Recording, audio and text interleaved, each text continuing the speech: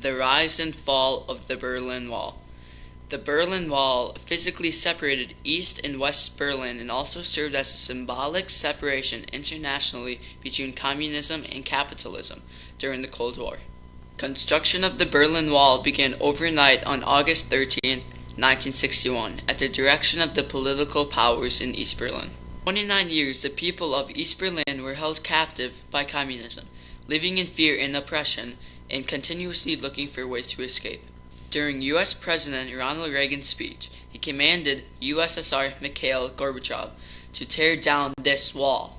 The Berlin Wall's deconstruction symbolized the end of the Cold War and much of communism throughout the world.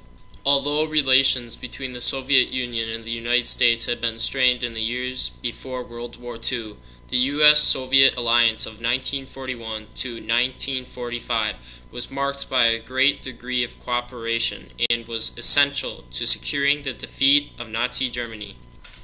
Without the remarkable efforts of the Soviet Union on the Eastern Front, the United States and Great Britain would have been hard-pressed to score a decisive military victory over Nazi Germany.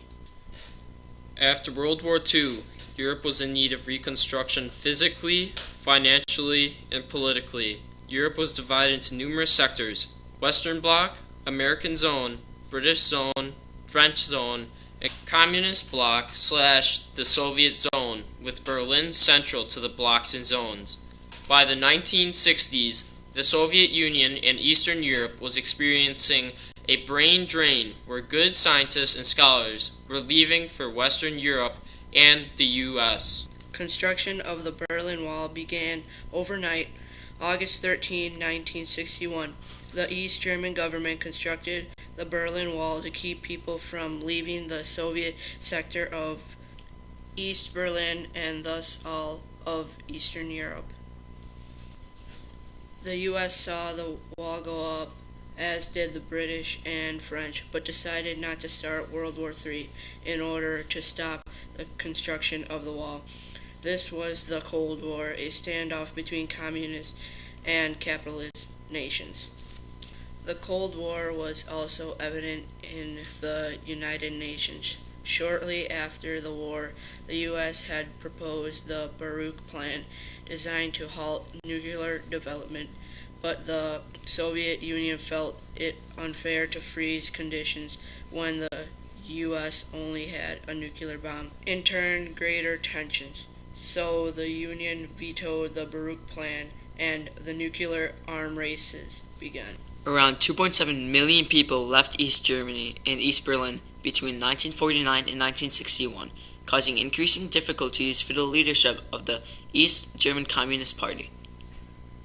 Around half of this steady stream of refugees were young people under the age of 25. Roughly 500,000 people crossed the sector borders in Berlin each day in both directions, enabling them to compare living conditions on both sides.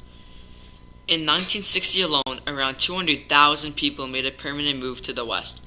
East Germany was on the brink of social and economic collapse. In the early morning hours of August 13, 1961, temporary barriers were put up at the border separating the Soviet sector from West Berlin, and the asphalt and cobblestones on the connecting roads were ripped up. Police and transport police units, along with members of workers' militias, stood guard and turned away all traffic at the sector boundaries. Over the next few days and weeks, the coils of barbed wire strung along the border to West Berlin were replaced by a wall of concrete slabs and hollow blocks. This was built by East Berlin construction workers under the close scrutiny of East German border guards. The East German government had the front entrances and ground floor windows bricked up. Residents could get to their apartments only via the courtyard, which was in East Berlin. From one day to the next, the wall separated streets, squares, and neighborhoods from each other and severed public transportation links. On 25 October 1961, American and Soviet tanks faced off against each other at the Friedrichshain border crossing used by foreign nationals, Checkpoint Charlie. Because East German border guards had attempted to check the identification of representatives of the Western Allies as they entered the Soviet sector. In the American view, the Allied right to move freely throughout all of Berlin had been violated. For 16 hours, the two nuclear powers confronted each other from a distance of just a few meters, and the people of that era felt the imminent threat of war. The next day, both sides withdrew. In the years to come, the barriers were modified, reinforced, and further expanded, and the system of controls at the borders was perfected.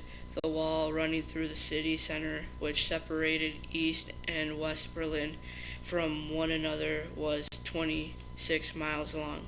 The border fortifications separating West Berlin from the rest of East Berlin were 65 miles long, 12 feet tall, and possessed over 300 towers. Well over 100,000 citizens of East Germany tried to escape across the interior German border or the Berlin Wall between 1961 and 1988.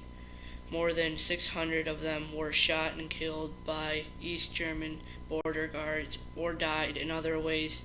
During their escape attempt, at least 136 people died at the Berlin Wall alone. Between 1961 and 1989, a second fence was built in 1962. The section between the wall and fence became known as the death strip. Even though the wall was overseen by armed guards, attack dogs, and barbed wire, many East Germans tried to escape to the west. Some used cars as battering rams through the concrete walls and fencing. Before windows were filled with bricks and mortar, families would dangle their loved ones from second, third, or fourth floors onto the streets of West Berlin. Others took the ground and tried to burrow beneath the walls, and others to the skies in hot air balloons.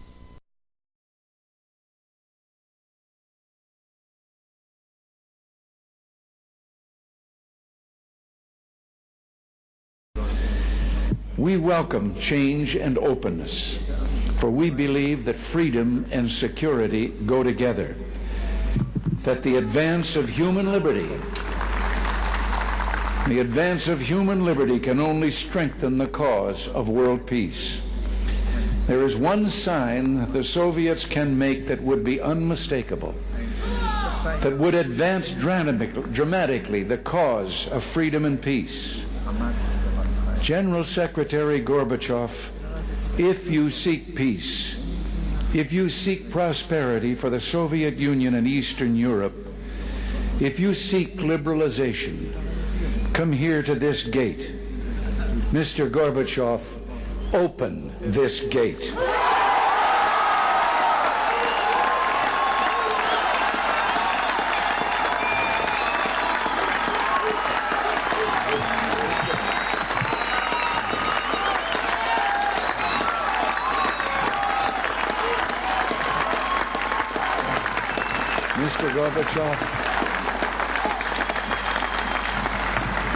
Mr. Gorbachev, tear down this wall.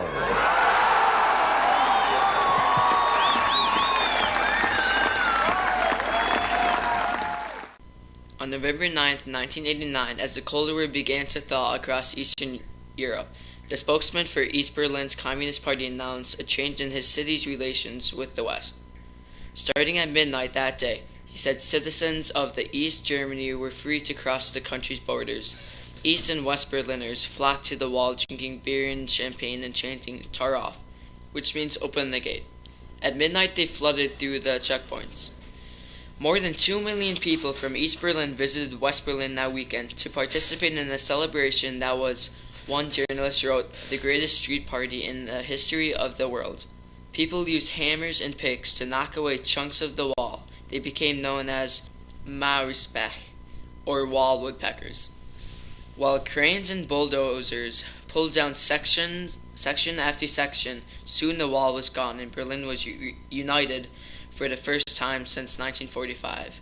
Only today, one Berliner spray painted on a piece of the wall, "Is the war really over?"